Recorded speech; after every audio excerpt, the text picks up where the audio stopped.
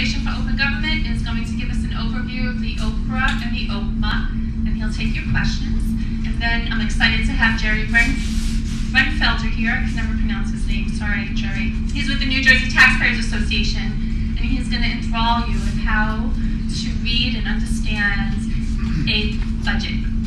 And please mark your calendars. We're going to have another event on April 23rd. We're going to do a citizens overview of the Union County budget. John Berry is going to give a very exciting presentation. He's promised me. It's going to be exciting. It's going to have charts and videos, and it's going to be a lot of fun. So mark your calendars. It's going to be here again. We're actually going to be in the aviation room that night on April 23rd. There's no word on when the freeholders are going to give you they haven't even produced a budget yet, never mind announced their budget forms, but we have ours all planned, so there you have it. And here's Walter Luers. You already have the budget. And there's handouts here also from the New Jersey Foundation for Open Government, and if you're not on the watchdog email list, please get on there and we'll let you know what's going on. Hello. Everyone can hear me okay, right? Thank you, Tina, for that wonderful introduction. Again, my name is Walter Luers. I'm the president of the New Jersey Foundation for Open Government. And I wanted to do things a little differently. I wanted to test your knowledge. How much do paper copies cost in New Jersey under OPRA? 5 cents. Did anyone not know that? Because I think we have like a very, very educated crowd. How much was that again? CDs. How about CDs? Cost of the CD. Cost of the CD. If you ask for a yes, you have a question. That's right. Did you want to ask a question? No, sorry, I was the only one who didn't. Okay. If you ask for a copy of a document to be faxed to you, how much should that cost? Zero. Zero. If you ask for a document to be emailed to you, how much should that cost? Zero. If you ask for copies of executive session meeting minutes, is the public agency required to give them to you? Yes. Sometimes. Redacted. Yeah, I heard yes, I heard sometimes, and I heard redacted. The yes and the sometimes are correct. Because when you ask for executive session meeting minutes, assuming that they've been approved by the governing body, they have to give them to you, but it is subject to the exception that any material in the minutes that's still confidential, those portions get redacted. So theoretically, if you ask for, say, last month's executive session meeting minutes, and they were approved, you should get them, but they'd probably all be redacted. But still, you should get them. Why is it important, and I'll answer this question, why is it important that you should get them? Well, it's important because even innocuous information might be critical, such as who attended it. I'll give you an example. In West Deptford Township, which is in South Jersey, there's a commercial tax appeal ongoing, and it's like Sunoco or something, and the value of the tax appeal is literally in the tens of millions of dollars, and so they've been litigating the case, they've been litigating the tax appeal, and at some point the parties started to come close to a settlement. So the representatives and lawyers of Sunoco decided to meet in executive session with the full town council. And that's illegal. You're not allowed to do that. While you are allowed to discuss a potential litigation settlement in executive session, you're not allowed to discuss that potential litigation settlement with the other side in the room behind closed doors. If you wanted to do that, you would take a subset of your town council, say like 2 or 3 members, less than a quorum, and have them go meet with the Sunoco people. So we got these minutes and we saw all the attendees. And the attendees included the lawyers and representatives of Sunoco having secret negotiations with the full council, which you're not allowed to do, and we're going to file a lawsuit on that real soon. So why am I getting into all that? It's because even seemingly innocuous information such as who attended a meeting can still be valuable. So when you ask for those executive session meeting minutes, be sure you get them. Don't take no for an answer. Say redact them. Give them to me redacted, because you still should get the time of the meeting. Because if you get like 1-page minutes with like 2 sentences, and the meeting lasted 3 hours, a la boards of education, they discussed a lot and it was important. But just one, if there's just one line, maybe their minutes are not reasonably comprehensible. Yes. That was my question, is what's required on them, because I'm seeing my Board of Ed and they're so minimal. It's ridiculous. I don't know what is I don't know why that is. The boards of ed, it's like they get infected with some disease at like the annual convention, and they all do minutes exactly the same way. What they do is they have their agendas, and the agendas are 10 pages long, and then they fill in the blanks on the meeting agendas. And the executive session meeting minutes, they're always like 1 or 2 sentences. I think it's because there's a bunch of lawyers running around out there telling them that's okay. The problem with reasonably comprehensible is that there have been so few cases under the law, under the Open Public Meetings Act. So we have very little guidance on what's reasonably comprehensible. Are they required to have who's attending the minutes? Yes, they're required. What are they allowed to redact? What is the... Why would they redact? I see your question, but I'm going to go to that gentleman first, unless it's like urgent. Yeah, I'll get back to you.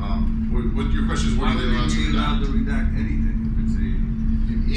There's the Open Public Meetings Act has a series of exceptions that says what they can discuss in closed session and what they can redact. And there's also a lot of other laws that inform what they can redact. While there's a lot of exceptions, the general ones are contract negotiations, personnel discussions, litigation, attorney-client privilege. So a good example would be the labor union agreement is coming up to be renewed. They're in negotiations with the teachers union. The board is allowed to deliberate in secret in closed session, and although they have to keep minutes of their deliberations, they're not required to disclose those deliberations until the negotiations are over, until there's no longer a need for confidentiality. Yes, sir? Can any of that be challenged? And the reason is because I recently, as of yesterday, I asked for bills from a year of bills from an attorney to the borough. I would think every other line in there was redacted. Every other line was redacted. So how do you know what can be redacted? Because since it's written out, you really don't know. I guess you have to assume that what they say goes. So is that challengeable in order for any of those lines that are redacted? Yes, absolutely. I'll give you the attorney's answer, which is the practical answer is yes, it can be challenged. The attorney's answer is, well, are you going to win that challenge? It depends. The problem with redactions is obvious. You don't know what they're hiding. So for me as an attorney, I have a very difficult time making intelligent judgments about when to challenge redactions. Now, the good news is that for attorney invoices, almost nothing on an attorney invoice should be redacted. The only thing, especially for a school, the only thing that should be redacted are the names of students. Okay, because by law, names of students you don't get under almost any circumstance. But everything else you should get. So if there's a grievance between a teacher and a school, if somebody's suing the school, if the school's suing somebody, you should get all that. It might be possible that an invoice, an attorney's invoice, contains attorney-client communications, but it really shouldn't. I'll give you another example of attorney invoices where I think the redactions are okay. Attorneys who represent housing authorities, they'll file a lot of evictions. And so I was about to say let them get away with it, but the court has tolerated an attorney for a housing authority redacting the names of all the people that are evicted, which strikes me as somewhat fair. I mean, what's the public's interest in knowing the specific identity of someone who's being evicted? I don't think it's tremendously high. If you want to know the number of people being evicted, the frequency, that type of stuff, but to have a specific individual's name. So when the attorney says, attended court on the eviction of such and such, and the name of the person is blacked out, I'll live with that. But your invoices, you should get those. Now that leads us to the question of, I see the hand, we'll get to you. How do you do that? So let's say, and by the way, they have to give you the specific reasons for the redactions. If you just got a document and it's got like the black marks and it's all redacted, and there aren't any reasons, that in and of itself is a violation of the law. So let's say, we're going to work way back. Let's say you want to challenge those redactions. You have two options. Well, you have three options. Option number one is to write them a letter and say, look, I'm not buying these redactions. I think they're illegal. This is an attorney invoice. It's nothing special. People get them all the time. Please reconsider your decision. And by the way, give me the reasons. Give me the specific legal reasons for your redactions. Number two is you can file a complaint with what's called the Government Records Council. The Government Records Council is an administrative agency within the Department of Community Affairs that's charged with enforcing the Old Public Records Act. There's a couple of good things about the GRC, Government Records Council, and there's a couple of bad things. Two of the good things is that from the perspective of someone who's filing a complaint with them, it's free. There's no filing fee. You can email everything in. You can mail it in. You can fax it in. I'm an attorney. I do everything with the GRC by email. I've never FedExed anything or hand delivered it or any of that stuff. Always email. So it's that doesn't cost me anything. And there's no statute of limitations. So you can wait 2 years and file down the road. The problem with the GRC is that they take 12 to 18 months to decide a case, and when it comes to the redactions, they tend to err on the side of non-disclosure. They tend to be pretty restrictive in my hard experience. And the reason why it's hard is because I find out I lose cases. I lose a lot of cases in the GRC. I kind of use the GRC as like a proving ground. Don't tell anyone that. But I send a lot of cases just like to see where the GRC is. And then after I've lost the same type of case 5 or 6 times, then I know they're in a bad space, and I know I need to bring those types of cases to court. Your third alternative is to go to court, is to go to Superior Court. Superior Court is very different than GRC. And by the way, this is not just for redactions, it's for violation, it's for any violation of the Old Public Records Act or the Old Public Meetings Act. But in court, you have to bring your case within 45 days after the date of the denial or the redaction, okay? If you bring your case on the 46th day, technically the courtroom doors are closed to you. So you have to move very quickly. 45 days is not a lot of time to find an attorney, get everything ready, and file your case. It's also expensive, relatively. You have to spend $230 in filing fees. So you have to have your lawyer ready, or if you're doing a pro se, you have to have your papers ready, and it's much more complicated. The GRC form is right there on the website. You can fill it out. It's not too long. The instructions are easy. You can probably do it in, it's tax time, so you have those IRS forms, and they say, recalculated that'll take you, X number of minutes to fill out this form.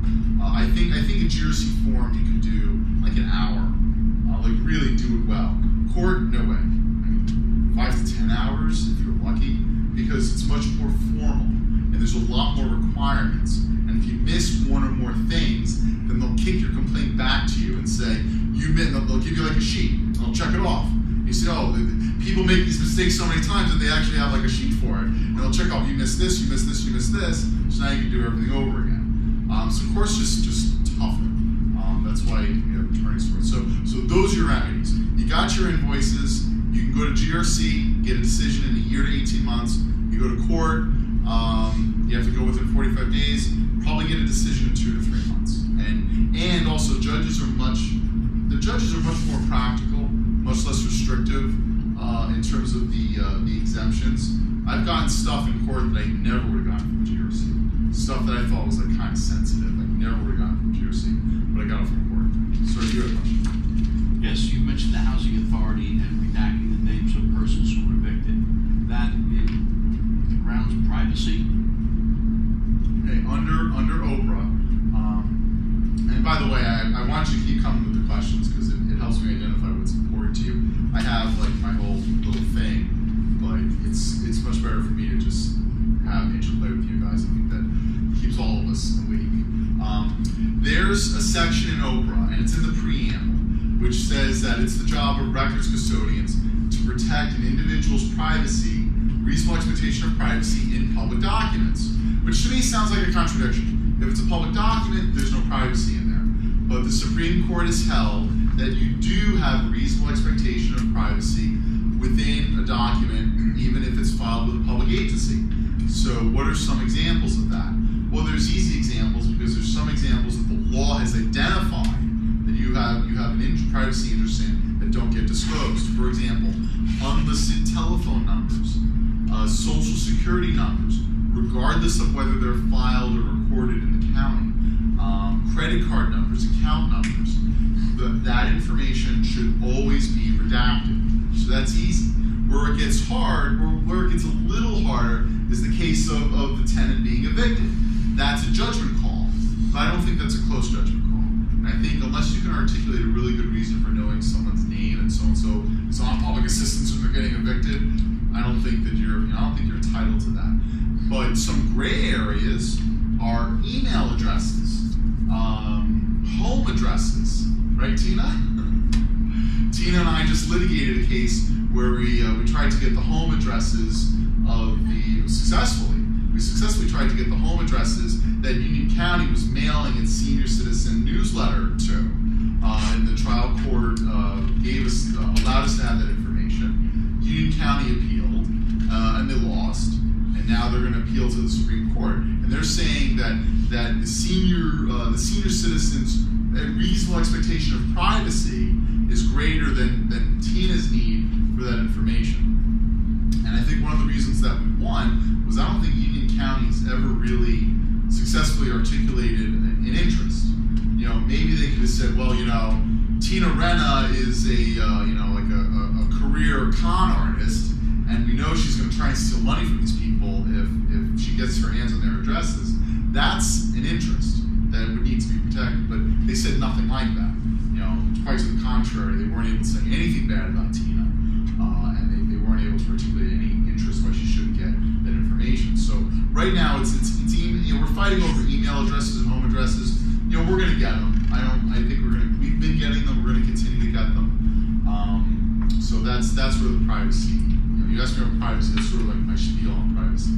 Yes, sir? The voter registration records from the county have the home address and the age. So Law says you're not allowed to use that for any purpose, other than I guess for electioneering. You can't. It's a crime. It's a disorderly persons offense to take those voter registration records and then use them for commercial purposes. So they're protected in that sense. what's her commercial purpose? I'm sorry. What commercial purpose does she have? Well, we weren't getting the voter registration records. We were getting the mailing address records. So the senior list mailing list is a list comprised by the counties? They came up with this list on their own, so it's... No, Tina, if I get this wrong, just let me know. But the county has gone forth and said, we have the senior newsletter. It's available on the internet. But if you would like it mailed to your house, sign up. And then people have signed up. Now, Tina, I think you think that some people had their addresses put on the list. I believe so, yes. I don't believe that they're saying that the seniors signed up at fairs and things like this. This predates their website. So it's really not a factor in the case, but I don't believe that all those people voluntarily signed up for that. Right, but the Union County's claim, and I honestly I have no evidence to show otherwise.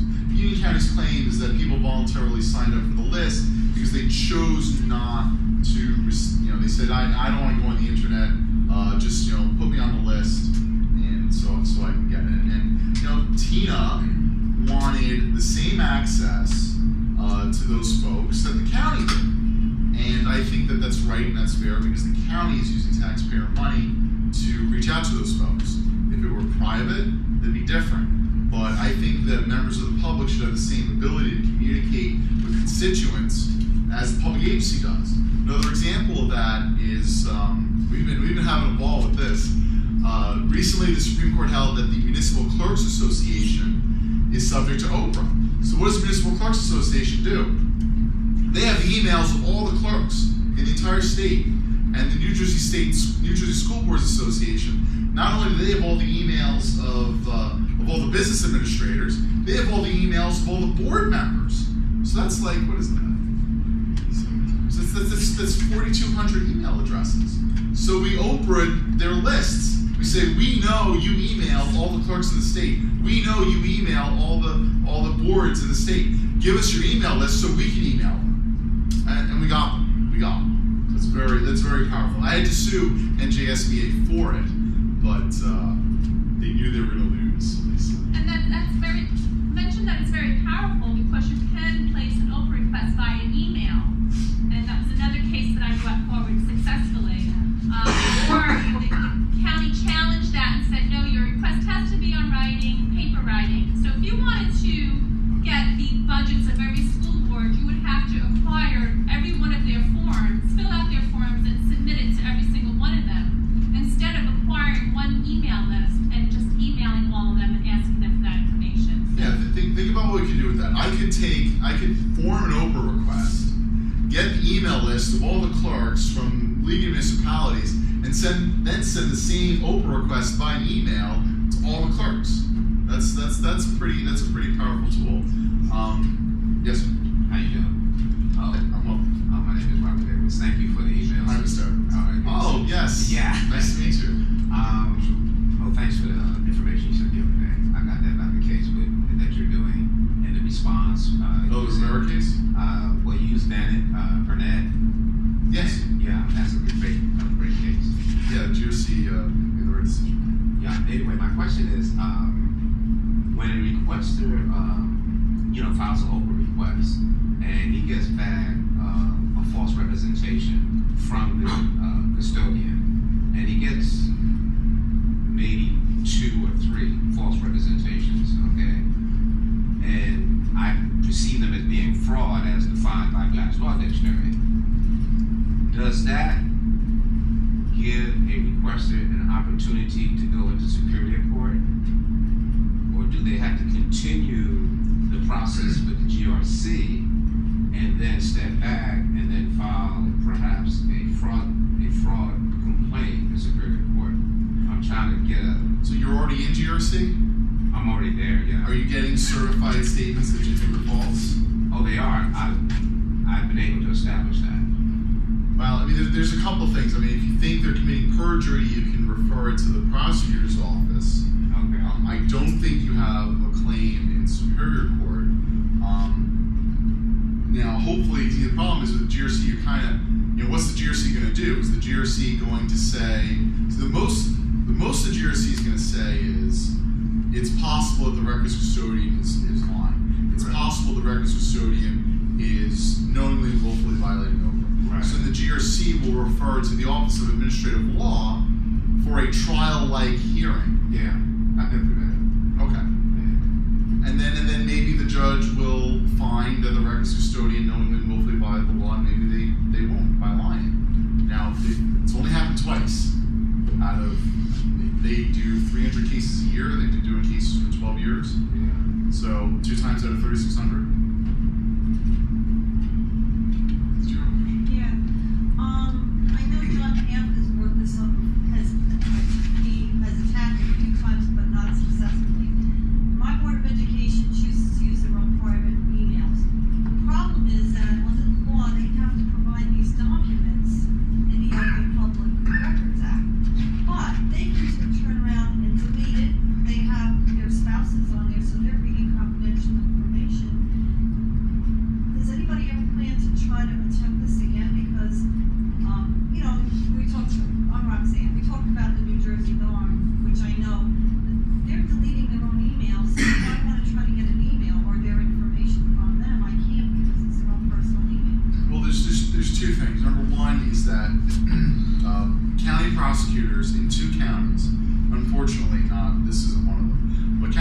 directors in 2 counties have issued letters saying, you know, you should not be using your private email. You know, you shouldn't. And it was, at one point it was on the front page of the Law Journal. And I'm trying to think now if I'm confusing meetings by email with the use of email, so I want to be careful with that.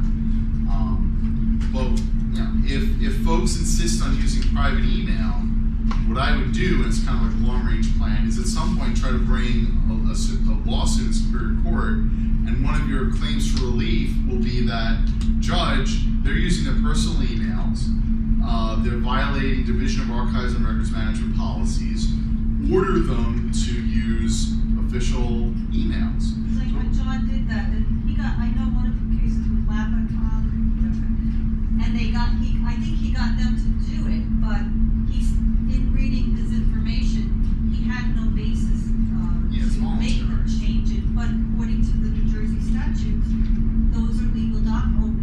They're all public records. Right, so how do you, so why are they not being upheld? What we're talking about is, you know, unfortunately still, actually this is in our school board's case, one of the reasons why NJSBA wouldn't give us their mailing list was because of the 700 or so boards of education. Only 1 out of 7 were using public emails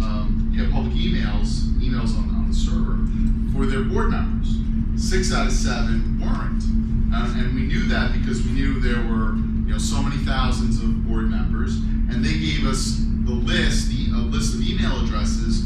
Okay, here are all the board members who have email addresses on the public server. We're just not going to give you the private email addresses, and it was most of them. So one of the reasons we brought the case was because we wanted to say, look, if you guys are going to insist on using your private email addresses, then we're going to get our grubby hands on them, and we're going to start sending you stuff. So maybe you don't want to have you don't want to be using your private email addresses. Have your school board assign you email addresses on the server. Now, why is that important? New Jersey has rules regarding how long you're supposed to keep documents. It's called the Division of Archives and Records Management. It wouldn't be New Jersey if you didn't have like a whole agency devoted to this. It's called New Jersey Division of Archives and Records Management. And for each type of agency, there's like over 70 of them, they have a schedule. And the schedule says how long you have to keep your records. And you literally cannot destroy records without permission from headquarters. So if you're a clerk, you're a business administrator, if you want to destroy a record, you have to fill out a form and send it to DARM, and then DARM sends you a form back saying it's okay to destroy them. So these emails are public records, and there's a whole DARM circular. You get it on their website. There's a whole circular which describes what types of emails they should keep and for how long. And sort of one of the underlying concepts is that the emails are like publicly accessible by even like their own staff. So if someone's using a Comcast account, that's not accessible by the IT department at the school. So let's say you have all these really important emails going back and forth. They're all on Comcast or AOL server. And that's it's not just illegal. It's wrong. It's bad policy. Yes, sir. Walter, you've been doing this for a while, and I think everybody in this room has a lot of questions and a lot of concerns about full disclosure, the openness of meetings, the accessibility of records, et cetera, in your opinion, being deeply involved in this, over the past few years, have the courts become stricter in interpreting whatever decisions they render in favor of the public? Do we see a shift? Do we see a change? Do we see a light at the end of the tunnel? Or is this going to go on for the next century? I'll be honest, at the appellate level, which is kind of annoying because it takes a lot of work together, at the appellate level, we've recently seen a lot of good decisions. So I think it's been very good. Tina's case was a good case. The League of Municipalities case was an awesome case. I didn't think the trial court held that the League of Municipalities was not a public agency. The appellate division held that the League of Municipalities was not a public agency. And the Supreme Court reversed. was a great decision. It's potentially opened up a lot of these sort of non-profits that are funded by public agencies like Union County. I mean, one agency I'm considering suing right now is the Atlantic City Authority, where they're a non-profit, but all their money comes from casinos, and the law says that the casinos may choose to fund this non-profit, to the sum of so many millions of dollars, and anyone who doesn't shall pay a fee to the state, which is then given to the authority.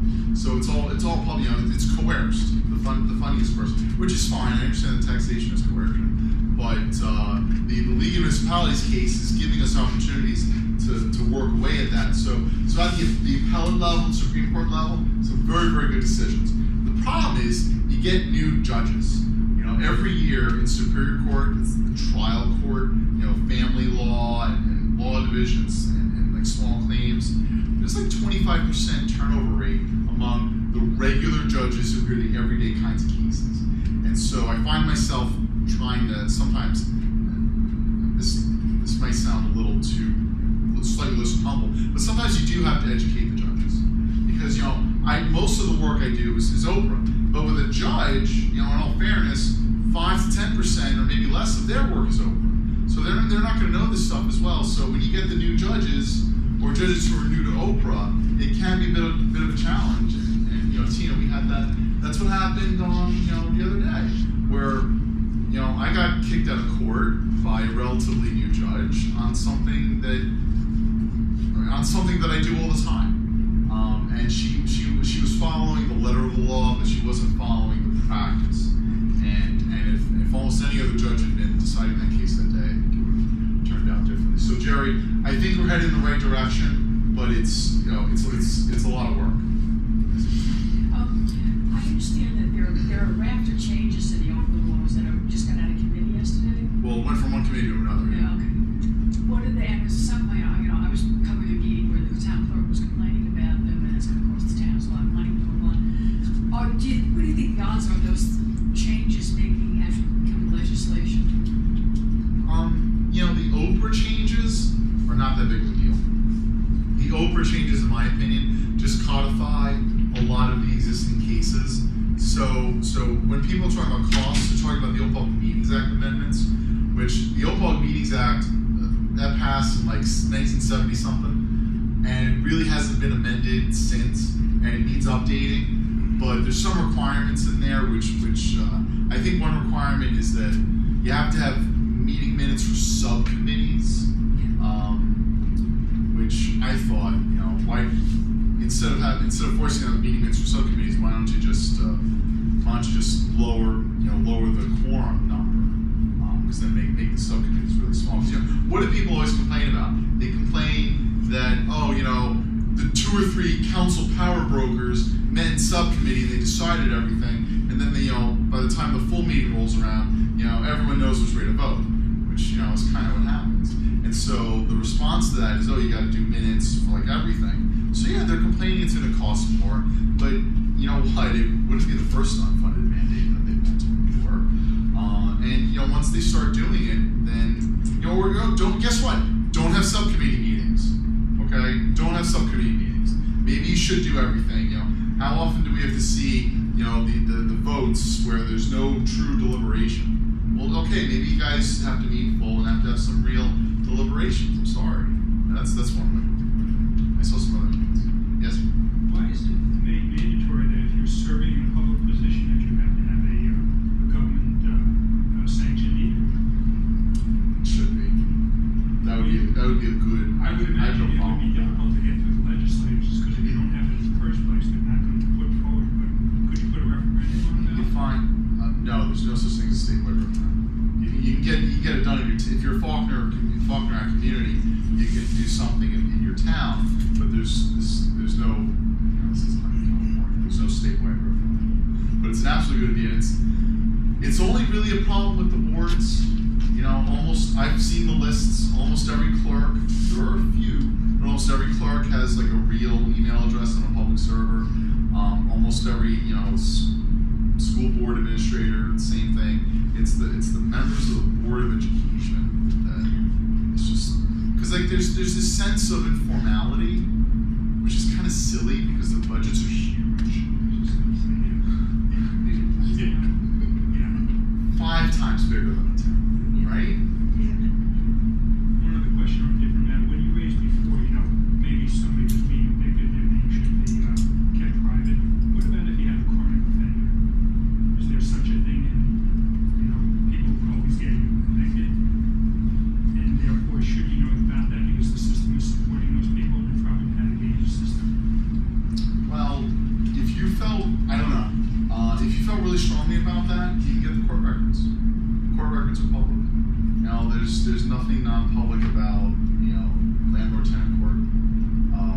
One of the projects we do as part of the foundation is we're trying to gather data, historical data on OPRA cases and OPMA cases.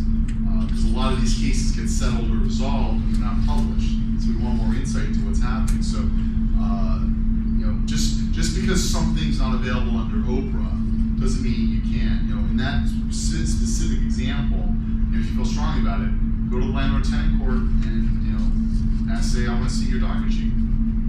So you might be able to get it that way.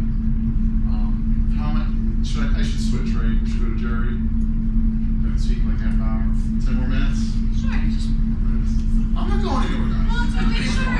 Just make sure you put Walter is president of New Jersey Foundation for Open Government, and they have a free listserv that you could post questions to at any time. And not only is Walter reading that, but open activists who are around the state are reading it. So you can always have your questions answered at njfog.org. Sarah, You go there and you join the Yeah. listserv.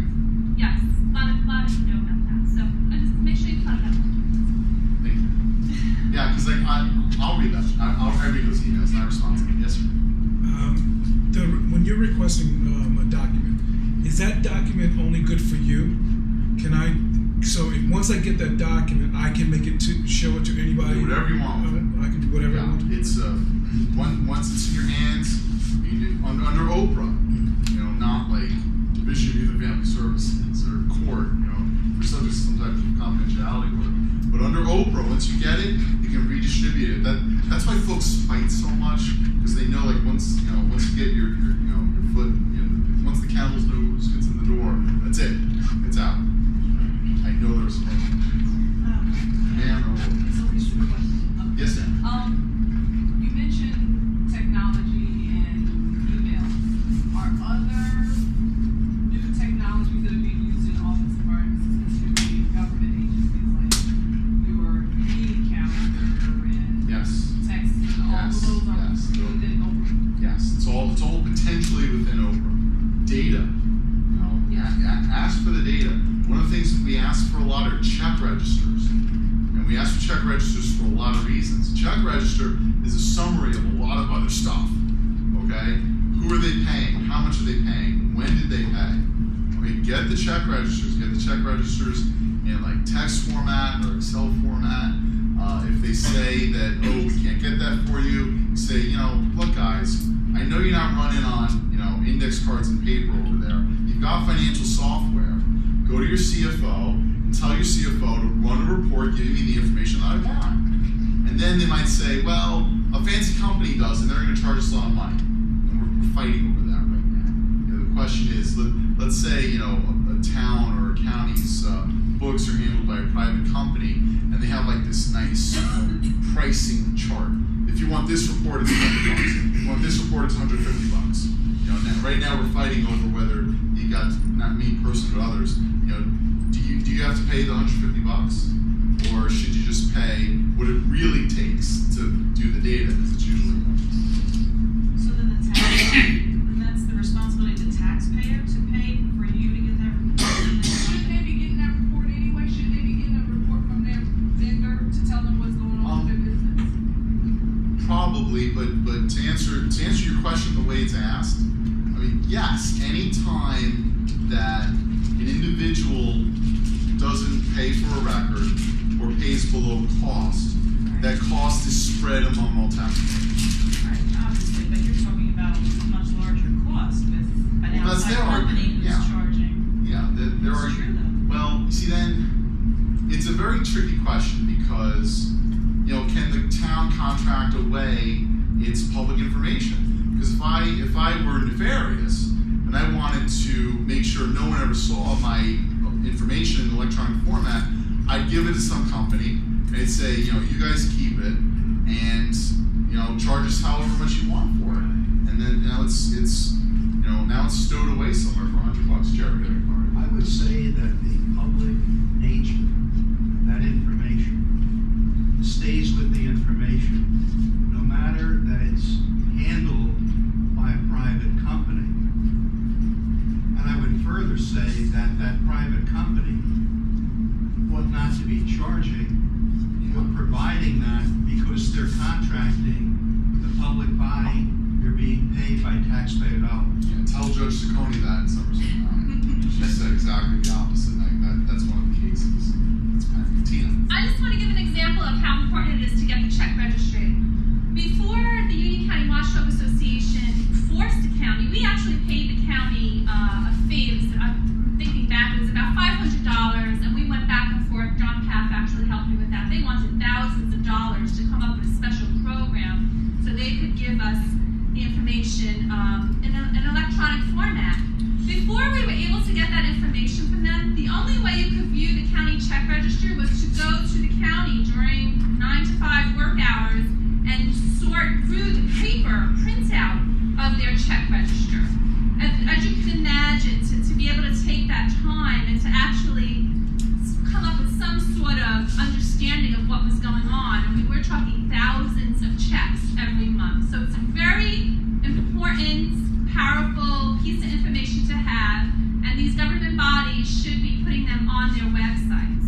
So we forced the county to put this in electronic format. We paid for it, and once we paid for it, they had the program, and then they would give it to us. I asked for it every month, and I put it on the Union County Watchdog Association website. And after we embarrassed them, and it took some time, but we embarrassed them, and they do it themselves. They actually put it on the county website now. So it was a process, but that information is probably the most powerful information that we were able to get our hands on. And not only do we use it, do I look at it, thousands of people look at that check registry on our website. So that's thousands of people that don't have to ask for it. They could just go to our website and view it. So it's extremely powerful. Get your hands on it. Yes. The open public meetings, is there any rule that says that in my town they have the Board of Education and the town meeting conflicting on one night? So it's impossible for a taxpayer to be both.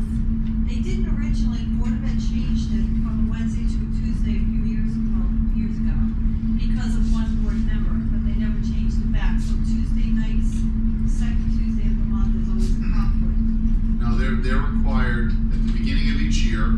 They're required to give notice when all their meetings will be, and if there's any changes, they're required to give 48 hours notice. And the meetings must be held. The meetings must at least start open to the public, and then they can go into executive session if they want to. But in terms of conflicting meetings, no, there's no requirement. If they want to hold meetings like 7 in the morning on a Saturday, they can do it. They can hold them whenever they want. Mine is just more that you can't. There's no rule. Yeah, there's no rule saying you can't conflict with other meetings. Sir. I guess it's moot now that all the Board of Eds are moving the election to November. But back when we were able to vote on the budget would go down, and then the Board of Ed would have a committee of 3, and the council would have a committee of 3 that got together to decide on the adjustments to the budget of the district. I argued, and I probably should have reached out maybe to you to ask this question a couple of years ago, but I argued because 3 people from the Board of Ed, 3 people from the council came together, there's actually 6 people of governing bodies together, and although 3 and 3 don't form a quorum where the public, has access, I said, once you put them together, that you really can't count them. I was hoping you'd say otherwise, because I was bumping my head against that. I said the public is able to go. Yeah, I actually don't have a problem with that. If it's less than a quorum, the law says effective majority, but effective majority is going to interpret it to the quorum. If it's less than a quorum, it's okay. But then they came together. That was just it. Yeah, I mean, I think the better thing would be for like a representative of one body to meet with the entire group of the other body, because then at least you have folks who can watch it. Right. It's the secrecy that I'm like. Yes, sir. We had a similar thing in our town, about 3 from each board met in secret. They worked out what the cut would be, and the 3 from the township committee came back in exec session, reported to the full township committee, and they discussed it. Then they came out and had a public discussion and voted. I'm not sure why they would need to have an executive session discussion. What's the exception? They called this a contract negotiation. Wrong. No, they should. None of that. You know, like a lot of times people are like, oh, we have to discuss the budget in closed session. There's no exception for budget discussions. Okay? And it's not a contract negotiation either because there's no contract. The executive session should not have been held. It was an illegal executive session. Now, and I told the prosecutor he waited 45 days, which would be beyond the Superior Court deadline, and said, oh, well, if there was a violation, it was cured by the subsequent public discussion. Yeah, that's a favorite one too. But let's talk about the 45 days, because we talked about 45 days with the Old Public Records Act. Okay, now the Old Public Meetings Act, if you have a violation of that law, which, you know, what would a violation of the law be? You know, an illegal secret meeting, an action taken during an illegal secret Failure meeting. to advertise. Yes, failure to advertise. Those are good examples. Now, the Open Public Meetings Act also has a 45-day statute of limitations. However, that only applies to actions to void an act of the public agency. Okay? So your prosecutor was either wrong or gave you that advice before Burnett versus Gloucester County. Yeah. There's a Gloucester County, and then there's a Gloucester Board of Education. I always get too confused. But the plaintiff was the same, Burnett. The appellate division, in a published decision, and I'm using another lawyer term of art, published means that it's applicable statewide. So it doesn't matter where you are. Anywhere in the state, this applies. Burnett, as Mr. Edwards knows, Burnett says that if you seek injunctive relief for a violation of the Public Meetings Act, which would be, what you described, there's no statute of limitations. Okay? And Burnett reached that decision in the context of multiple violations going back a year, because the defendants were saying, oh, no. You're only allowed to look within the 45-day window for the violations, and the appropriate remedy should only address that 45-day window. And Burnett successfully argued that no, if we're looking at a remedy, we should look at all the behavior going back, however long as we have to. So if you have a series of violations, not that you're trying to avoid a budget, but if you have a series of violations, you can say, look, Judge, they've been doing this for years, so you need to issue an injunction ordering them not to do it. Now, why is an injunction important? Someone might say, well, big deal. The law says that, they're not allowed to do it. Now you got another piece of paper that says they're not allowed to do it. Yeah, but they do it again, they're violating a court order. There's a whole different series of remedies that come into play if you come in and say somebody's violating a court order, including, attorney's fees, contempt of court, and the mechanisms for enforcement are much easier if you have a court order. If you have to file a lawsuit, remember we talked about filing a lawsuit? Filing fees, and you gotta have your stack of papers. But if you're just making a motion to enforce a court order, that's a much simpler remedy.